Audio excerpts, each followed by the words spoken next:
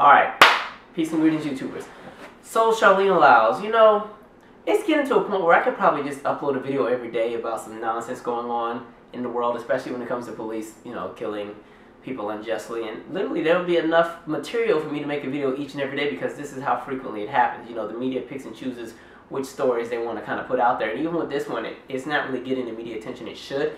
But, you know, it's something that's just, it gets under my skin. And y'all know black women have my heart. So with this one specifically, it's really rubbed me the wrong way. In addition to the fact that I'm from pretty much the area where everything happened. Like, I'm from Washington State. I'm from kind of like that Seattle metropolitan area. That's my, you know, that's where I grew up. It's my childhood. And so, you know, with this situation, it's really just disappointing to follow. And of course, we already know trolls are going to pop up and say what they say. People who want to continue to give the police a pass for whatever it is that they do, they're going to try to somehow find a way to justify this. I'm already seeing the comments, oh, but she had a knife. And I'm like, but listen, if somebody is breaking into your house, most likely you're going to do something to protect yourself until the police get there, which would probably explain why she had a knife, if you understand. You know what I mean? And so there's just too many questions with this case. Like, one, the entire incident happened over a span of 3 minutes. Like, literally, between the time that the police pulled up and the time that she was killed, only 3 minutes had passed. And I'm like, well, clearly, how much, you know, discretion or how much negotiation or talking took place? Because 3 minutes isn't really a long time. Like, to be honest, I can't even get through the drive to a McDonald's in 3 minutes after 10 p.m. because of the side of town I live on. Because they always going to tell me it's going to be 8 minutes on the fries. So I'm kind of like, y'all already killed somebody in 3 minutes? And the worst part is, the woman was shot by 2 officers. It wasn't even just one. They were trying to do her like Cleo from Set It Off. I'm like, wait a minute. How does somebody call you all for help and then the person who called ends up being killed? And, you know, this is exactly why there's so many people who really don't want to do anything with the police, and people do things and try to take matters into their own hands because you never know exactly what it is, you know, what it's going to be when it comes to the police. You never know what deck of cards you're going to get when you're dealing with the police, especially when you're black. And it is what it is. White people, you can disagree all you want, but you won't ever know until you walk in the shoes, so get over it. But, you know, and I think the sadder part is this is somebody who's a mother of 4, and she was pregnant, and I'm just like, you know, they have their surveillance videos, but those have been given to the police department and investigators and everything. You did hear the audio clip, and it sounds like there was something was going on, but whatever it wasn't anything worth anybody dying over. And to make it funnier, on the same day, there was another situation in Seattle where some crazy man's walking around with a machete, and, you know, the police did a whole 2-hour standoff with him, and, you know, he was able to be taken into custody alive. I think they tased him, but he was able to be taken into custody alive. And it just goes to show you the double standards that take place when it comes to what's going on with police, when it comes to interacting with race. You know what I mean? Because I'm sorry, when it comes to, like, actually, I'm not sorry. When it comes to white people, and when they're doing some nonsense, I feel like the police are so patient. You know, there's an element of patience that they'll put up and tolerate everything. And, you know, they'll even bring out the negotiator and stuff, depending on if it's a hostage situation or something. You know, hey, Greg, this is John. I'm your friend. Let's talk. I heard you like the Seahawks. You know, all that kind of BS.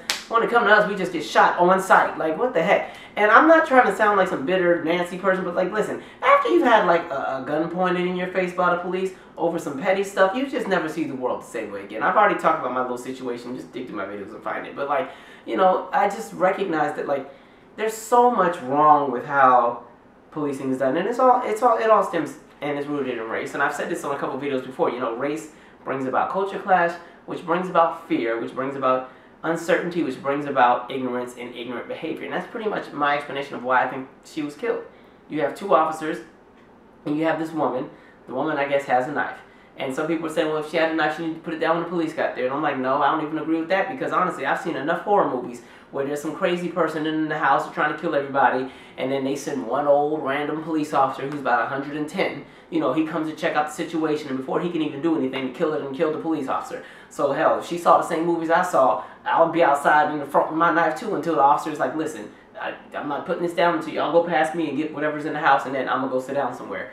But, like, when you look at the video or whatever, you hear, there's another video as well where you hear them reassuring her, okay, you're not going to die, you're not going to be killed. So you know that there's some line of communication. You know that she's extended some kind of olive branch, even though she's not the one, you know, in any trouble here. Just saying, like, listen, I'm afraid, just please, you know, don't kill me. I do have a knife, this, that, and the third. And, you know, they're reassuring her that she's not going to die. So they recognize that, you know, there is an element of humanity there. So my question becomes, well, what happened that triggered them to get to the point where both of them shoot her.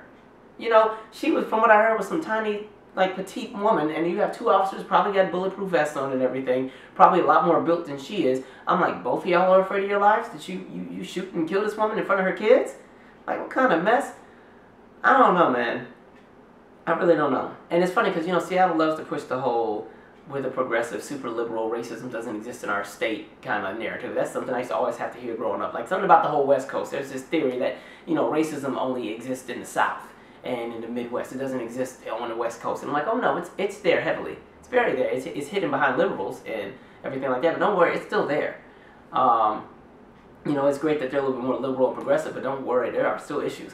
And then when you talk about the whole issue of classism and everything, you look at the location where she was at, and she was living in what used to be military barracks, but they turned it into like low-income housing. But this is housing on a more affluent side of town where originally black people weren't really living for like the last 20, 30 years. And so there's so many elements to this story. It's just, oh, and I know some people are talking about, you know, well, she had the whole mental health thing, but it's like, okay, she was getting treated for whatever her issues were, but when you're talking about mental health, people always put mental health in this bubble where, okay, everybody who has some kind of mental health issue or mental issue, it's, you know, they're one step from biting off their elbow. You know, mental health can be something as simple as you were 7 years old, you were in a really bad car accident, and you just were never able to recover. So maybe every time you're riding in the car with your friends, if your friend gets too close to the car in front of them, you just start freaking out. You kind of grab the door, you kind of push your foot and hit that invisible brake on the passenger side. And it's just a tick that you have and you can't help it. That's something right there is mental health. It doesn't mean you're violent. It doesn't mean you're trying to kill anybody. It could be something as simple as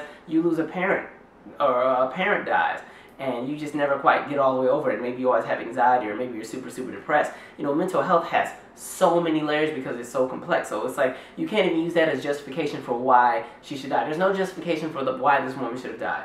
And again, it's a double standard. Black people, it's to the point where we have no correct way to behave when it comes to the police. And I don't like to use the word behave, but literally, no matter what we do, there's always going to be some instance. Like you can probably just Google ways that black people have died by the police, and you'll see all kind of different explanations and things that most people would just consider that to be a part of their regular everyday. You know, oh, they were pumping gas, boom, they were shot. Oh, you know, they were just walking on the sidewalk, boom, they were shot. Oh, they called the police for help. Somebody they thought was breaking into their house, boom, they were shot. You know, and I've said this before, it's going to be to the point where they start shooting us while we're in the casket. We're already dead. They're going, you know, you might have rigor mortis and your arm might pop up or something in the casket. They're going to shoot the casket too. You know, I fear for my life.